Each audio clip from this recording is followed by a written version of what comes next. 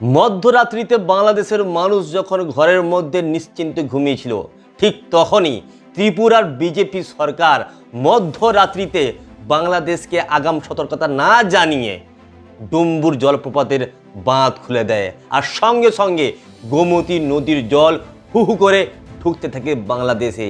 আর কয়েক ঘন্টার মধ্যেই বাংলার ৮ লক্ষ মানুষ বন্যার কবলে পড়ে যায়। হঠাৎ হু হু করে গোমতী নদীর জল বাংলাদেশে প্রবেশ করতে শুরু করে। আগাম সতর্কতা না থাকার জন্য বাংলাদেশের সরকার এবং বাংলাদেশের মানুষ নিরাপদ স্থানে আশ্রয় নেওয়ার সুযোগটাও পায়নি। তাই আজ ভাসছে বাংলাদেশ, ভাসছে বাংলাদেশের মানুষ।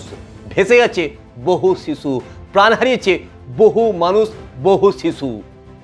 আজ বাংলাদেশের মানুষ হাহাকার করছে, বাংলাদেশের মানুষ আজ বড়ই অসহায়। ভারতের ত্রিপুরা রাজ্যের ডুম্বুর বাঁধ থেকে জল ছাড়ার কারণেই বাংলাদেশ প্লাবিত হয়েছে। বাংলাদেশের সিলেট, কুমিল্লা, ফেনী, লক্ষ্মীপুর সহ পূর্ব সীমান্ত লাগোয়া জেলাগুলি প্লাবিত হয়েছে।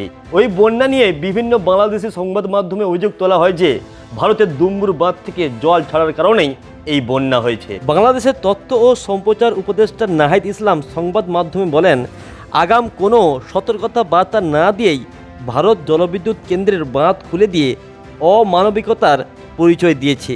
বাংলাদেশের শিক্ষার্থী এবং জনগণ এতে ক্ষুব্ধ। বাংলাদেশের শেখ হাসিনা সরকারের পতনের পর ভারতে সবথেকে বেশি তেলে বেগুনে জ্বলে ওঠে বিজেপির সাপোর্টাররা। এই বিজেপির সাপোর্টাররা শেখ হাসিনাকে সমর্থন করে এবং বাংলাদেশে নতুন সরকারের বিরুদ্ধে বহু ফেক ভিডিও ছড়াতে থাকে সোশ্যাল মিডিয়ায়। এই বিজেপি সাপোর্টাররা সোশ্যাল মিডিয়ায় দাবি করে যে বাংলাদেশে হিন্দুদের উপর ভয়ঙ্কর অত্যাচার চলছে এবং এই নিয়ে বহু ফেক ভিডিও সোশ্যাল মিডিয়ায় ছড়াতে থাকে এবং বাংলাদেশের বিরুদ্ধে মানুষকে খেপাতে থাকে। বাংলাদেশকে বিশ্ববাসীর কাছে বদনাম করতে প্রাণপণ চেষ্টা করে বিজেপির সাপোর্টাররা। আর বাংলাদেশের উপর শোধ নিতেই রাতের অন্ধকারে গোমতী নদীর জল ছেড়ে দিয়েছে ত্রিপুরার বিজেপি সরকার। এই ভিডিওতে ভারতকে নিয়ে যতগুলি দোষারোপ করলাম, এই সমস্ত দোষারোপ করেছে বাংলাদেশের সোশ্যাল মিডিয়া ইউজাররা। বন্ধুরা, আপনাদের কি মনে হয় বাংলাদেশের সোশ্যাল মিডিয়া ইউজাররা যে সমস্ত দোষারোপ করছে তা কি সত্যি? অবশ্যই কমেন্ট বক্সে লিখে জানাবেন। তবে ভারতের বিদেশ মন্ত্রকের তরফে জানানো হয়েছে বাংলাদেশের তরফে যে সমস্ত অভিযোগ করা হচ্ছে তা সম্পূর্ণ মিথ্যা।